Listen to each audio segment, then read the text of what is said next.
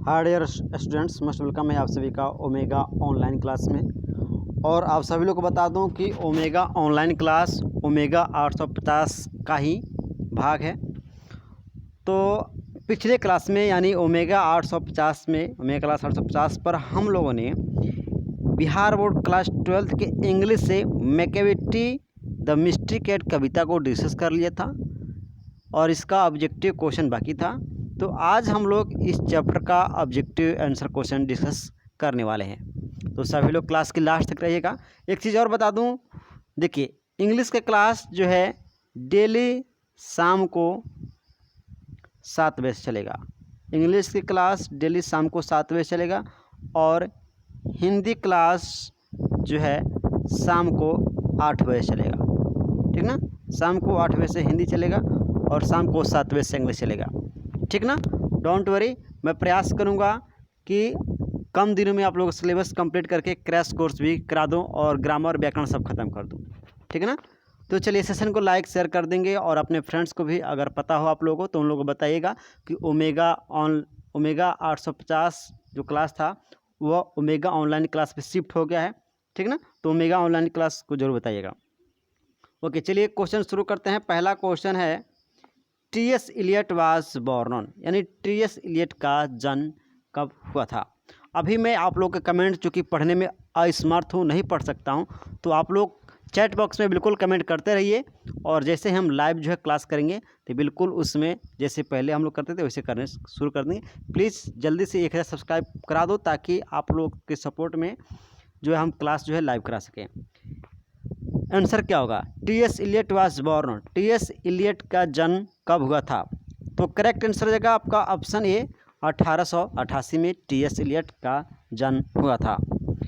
Next question है T S. Elliot dead इन, T.S.. Eliot का मृत्यु हुई थी। ऑप्शन दिया है 1964, 1965, 1966 और 1967। यहाँ पे आपका आंसर क्या होगा? आंसर जो है थोड़ा सा जल्दी करना है कमेंट। क्या आंसर बनेगा? क्या दिमाग लग रहा है? इसका दरअसल करेक्ट आंसर होगा ऑप्शन बी, 1965। 1965 में टी.एस. इलियट का जन्म हुआ था। चलिए बहुत बढ़िया। नेक्स्ट क्वेश्चन है third number, the life span of T S. Eliot, यानी टी.एस. इलियट का लाइफ स्पैन। लाइफ स्पैन का मतलब ये हुआ कि उनके जो जीवन चक्र था वह कितने वर्ष से कितने वर्ष तक था, यानी कब जन्मे कब उनका मृत्यु हुआ। कहने का मतलब यही है। ऑप्शन दिया है 1886 से 1963, 1888 से 1964, 1888 टू 1965 और 1888 टू 1966। यहाँ पे करेक्ट आंसर क्या होने वाला है? तो बिल्कुल आप जो है करेक्ट आंसर आपका ऑप्शन सी हो जाएगा। 1888 से 1965, 1888 से लेकर 1965 तक उनका जीवन चक्र रहा टी.एस. इलियट का। बहुत बढ़िया, आगे बढ़ते हैं अगले क्वेश्चन की तरफ। अगला क्वेश्चन है टी.एस. यानी Eliot was awarded the Nobel prize for literature.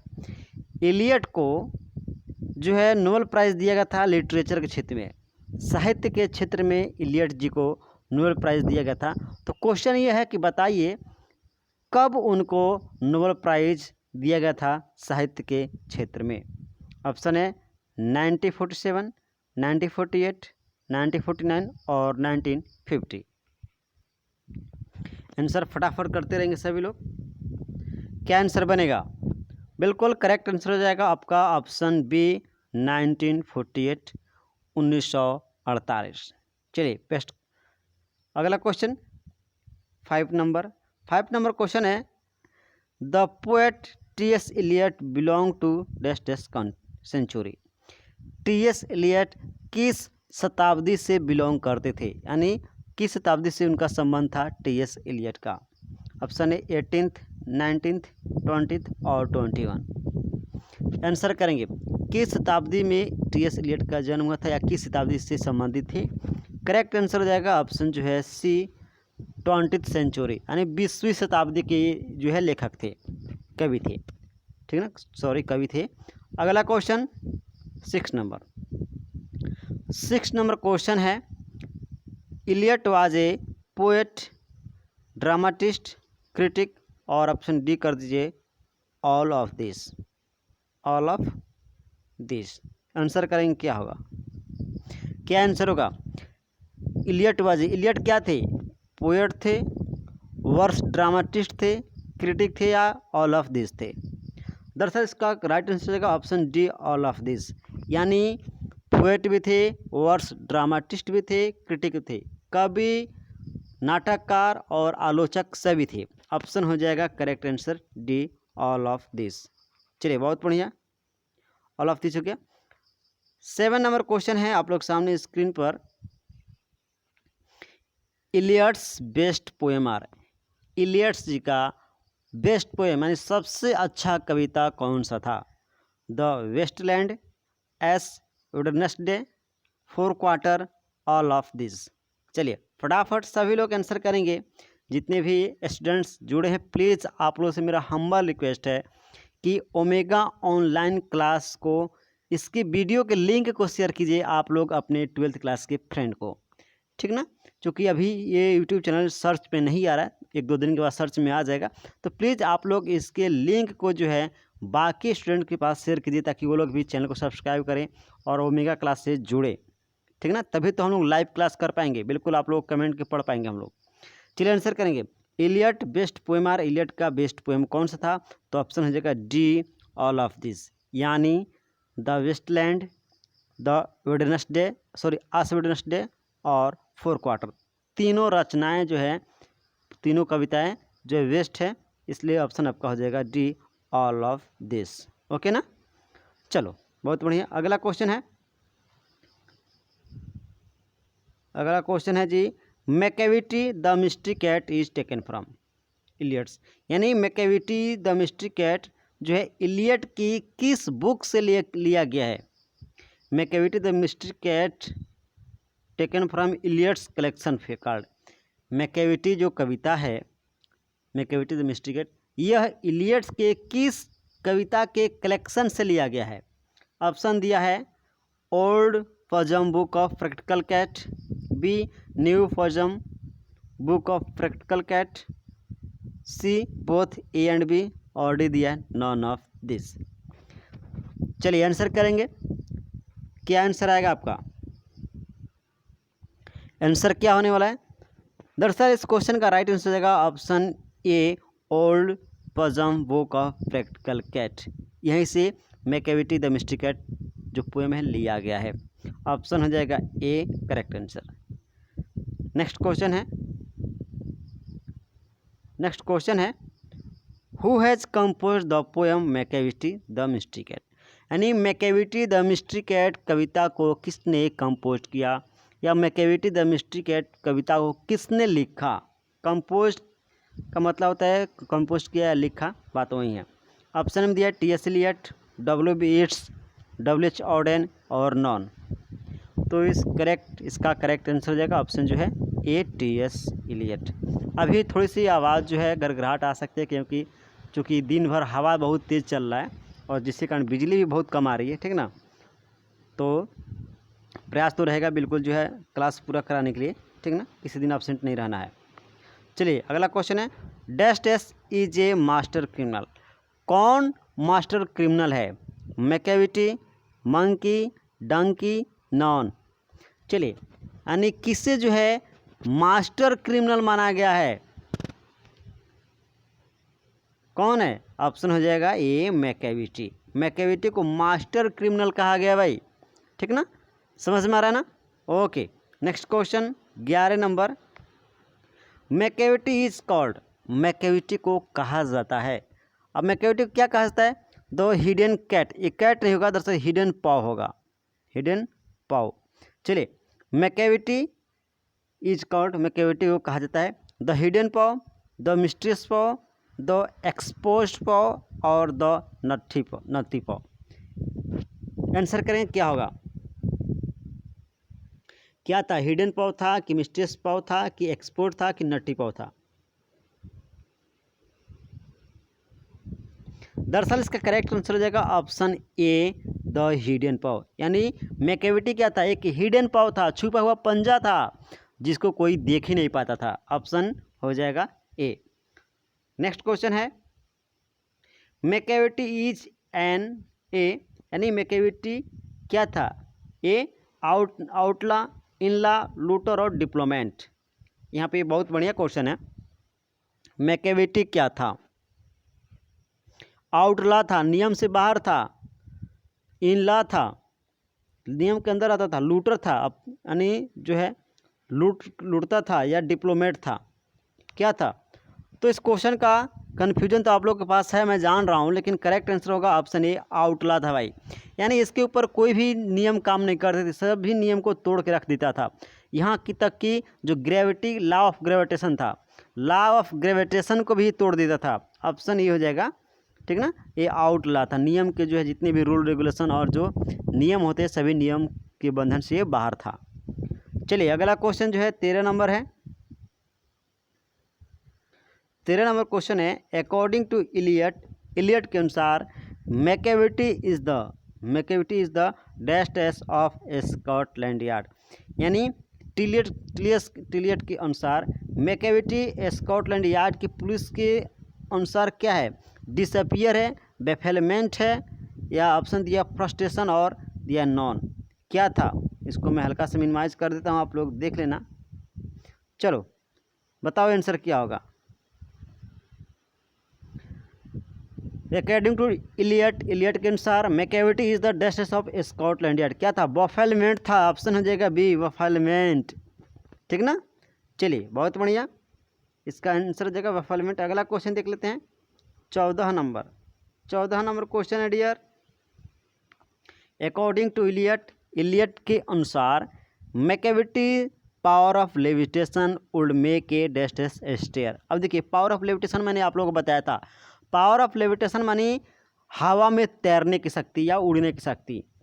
तो अकॉर्डिंग टू इलियट के अनुसार Macavity power of levitation would make a stair, किसको जो है अचंभित कर देता था, सेंट, डेविल, फकीर या नॉन।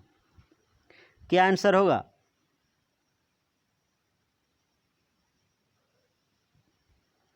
दरअसल इस क्वेश्चन का राइट आंसर होगा ऑप्शन जो है सी, फकीर को।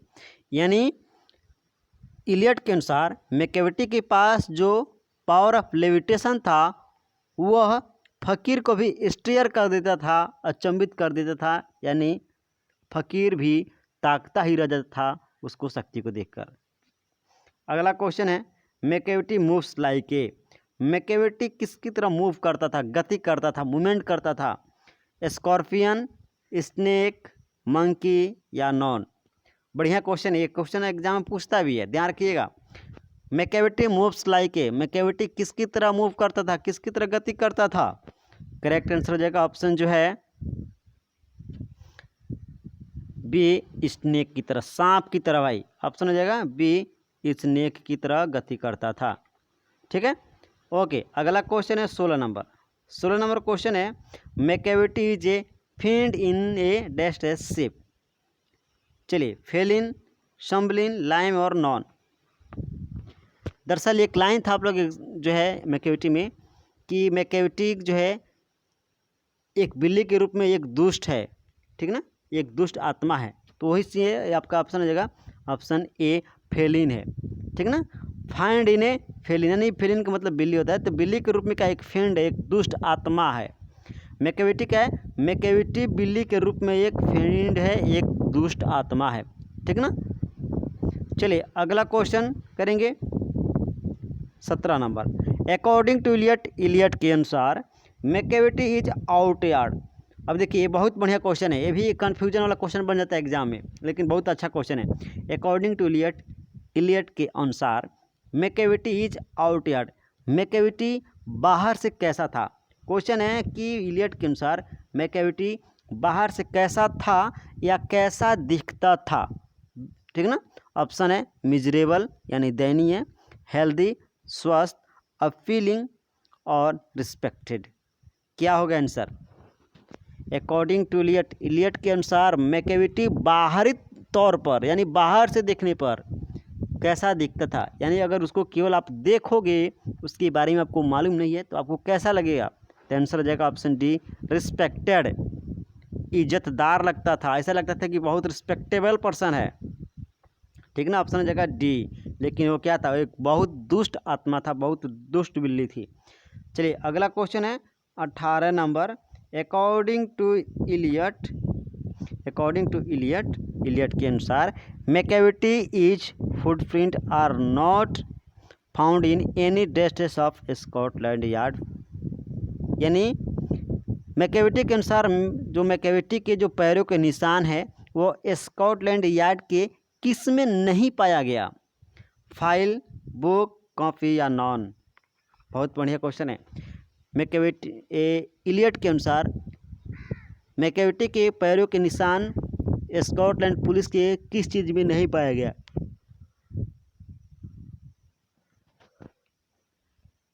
ऑप्शन हो जाएगा ए, फाइल, यानी स्कॉटलैंड यार्ड के जो पुलिस थे उसके फाइल तक में भी मैकेविटी के बारे में जिक्र ही नहीं था, ठीक है ना। चलिए अगला question. Macavity is a cat full of, यानी मैकेविटी एक बिल्ली तो है लेकिन फुल ऑफ है, किससे भरा हुआ है? लेजीनेस, डिसीटफुलनेस, सिंपलिसिटी और साइनेस। बहुत बढ़िया क्वेश्चन है। मैकेविटी एक बिल्ली है लेकिन किस चीज़ से भरा हुआ है, यानी उसके अंदर क्या है? लेजीनेस है, डिसीटफुलनेस है, सिंपलिसिटी है या और कुछ? तो इसका करेक्ट आंसर है बी, डिसीटफुलनेस है। डिसीटफुलनेस है यानी वो कपट से भरा हुआ है, कपटीपूर्ण है, कपट है, ठीक ना। मैकेविटी क्या है? पूरी कपट से भरा हुआ कपट है उसके अंदर। अगला क्वेश्चन है 20 नंबर। 20 नंबर क्वेश्चन है अकॉर्डिंग टू इलियट के अनुसार Macavity is the deadest of crime. Eliot के अनुसार मैकेविटी क्राइम के रूप में किसकी तरह है? हिटलर, नेपोलियन, अलेक्जेंडर और नॉन ऑफ दिस? आंसर करेंगे, यानी क्राइम के रूप में देखा जाए तो मैकेविटी की तुलना किससे किया गया है?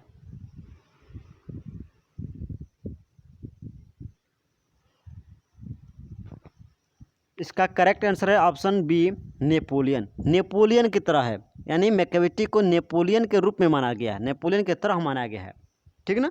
तो ये 20 क्वेश्चन थे मैकेविटी से जो आज हम लोगों ने डिस्कस कर लिए।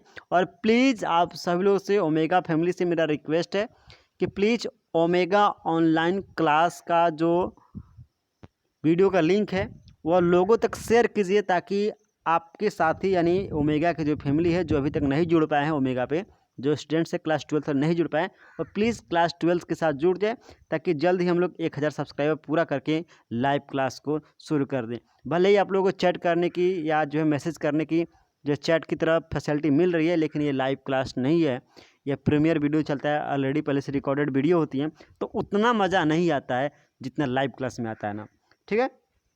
हमको पढ़ाने में भी मज़ा नहीं आता है, तो जो है इस तरह से, तो प्लीज़ आप लोग शेयर कीजिए, कोई ग्रुप हो तो प्लीज़ लोगों तक पहुंचाइए ओमेगा ऑनलाइन क्लास को। अभी सर्च करने पे चूँकि जो है चैनल नहीं आ रहा है, और जल्द ही आ जाएगा। और ध्यान रखिएगा, अगर ओमेगा ऑनलाइन क्लास सर्च करते हैं तो उस जो है चैनल पे मेरा फ़ोटो होना चाहिए, उसी को सब्सक्राइब कीजिएगा। दूसरा बहुत सारे नाम से हो सकते हैं तो उसको सब्सक्राइब नहीं करना है। ओमेगा ऑनलाइन क्लास को सर्च करके यूट्यूब पे जो मेरा फ़ोटो होगा उसी को सब्सक्राइब करना है। अगर नहीं हो पाता है तो प्लीज़ आप वीडियो के लिंक से सब्सक्राइब कर लीजिएगा। चलिए थैंक यू, लोगों तक शेयर जरूर कीजिएगा। ओके, और आप लोग जो ध्यान रखिएगा, जो है हिंदी डेली रात को 8 बजे, और इंग्लिश जो है इंग्लिश चलेगा रात को 7 बजे, इंग्लिश 7 बजे रात को, ठीक ना। दोनों रातें को चलेगा, हिंदी 8 बजे, इंग्लिश 7 बजे। आज चूँकि मिस्टेक हो गया था इसलिए उल्टा पलटी हो गया। ओके चलिए।